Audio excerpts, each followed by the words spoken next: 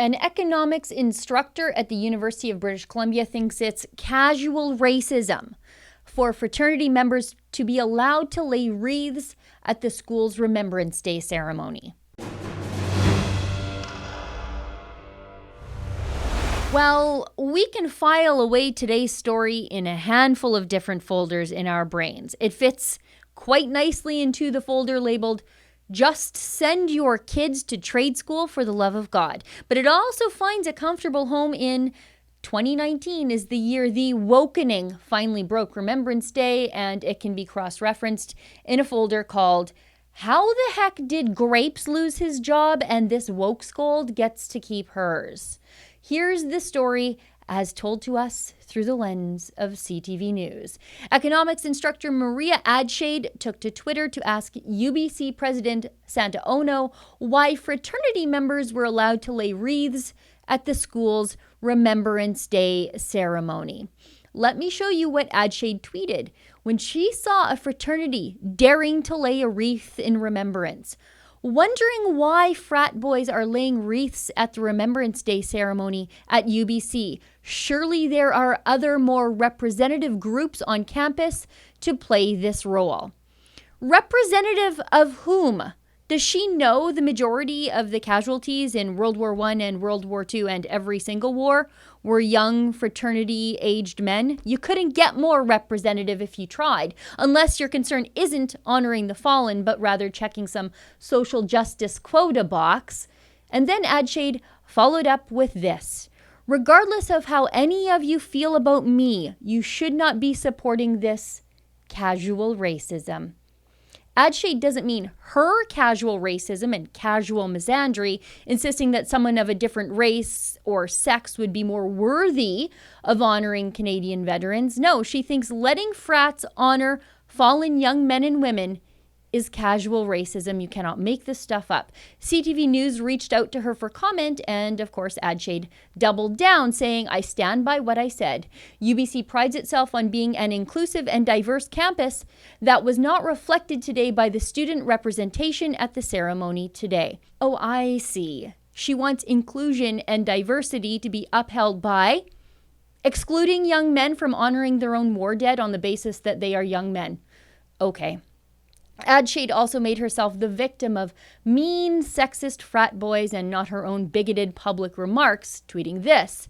"The UBC fraternity members who are commenting here are entirely free to voice their opinions, but know that your members who are emailing me, threatening me with sexual violence are doing nothing to help your cause." Now, I went through every single Twitter reply to Professor Adshade, and there were no threats made to her that I could see at all.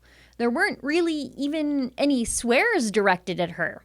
However, somebody did call her a rude name. It's not a swear. It's just a word that I don't particularly use. But that was really about the worst of it. Adshade didn't share any of these so-called emailed threats that she claims to be getting from people she absolutely knows are frat boys. She hasn't said if she's gone to the police. She hasn't posted any police reports. And to be clear, I'm not really disputing that she received threats or not, but I need something more than just her word here. It's my job to be skeptical, especially if someone takes to Twitter instead of going to the authorities to complain about violent sexual threats. Now, do you know when she tweeted out this admonishment of young men honoring the lives of other young men who fought for their freedom? As, what did she call it again? Oh yes, casual racism. She tweeted it at 12:22 my time, Mountain Standard Time, which means she tweeted it at 11:22 Pacific Standard Time, which means she tweeted this during the Remembrance Day ceremony, probably right as the young frat men were laying their wreath. That's what was going through her mind, that this was racism, and so she had to take to Twitter with her indignant outrage. Now, according to this Twitter user, 99 men of UBC's Beta Theta Pi chapter served in World War II, and 9 of them did not come home. This Twitter user listed their names for Professor Wokescold. Now, I couldn't find the exact data on that to confirm, but it squares with other data that I found on the UBC website. Look at this. Over 1,600 UBC trainees enlisted to serve in the war. 10% would not make it back home alive. One of them was Robert Hampton, Hammy Gray. In 1940, when events took a turn for the worse for the Allies, he enlisted for service and trained as a pilot. One of the last Canadians to die in World War II, Gray was posthumously awarded the Victoria Cross for brilliant fighting spirit and most inspiring leadership.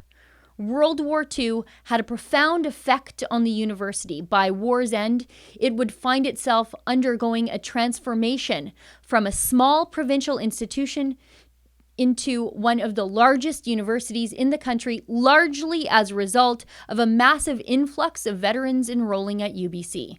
Looks like Professor Woke School doesn't even know the history of her very own university. You know what? Let's give her yet one more history lesson before we go. The most famous poem about war, one we hear every Remembrance Day and one that Canadians cherish and love, In Flanders Fields. It was written by Lieutenant Colonel Dr. John McCrae during World War I, the very same war that claimed his life.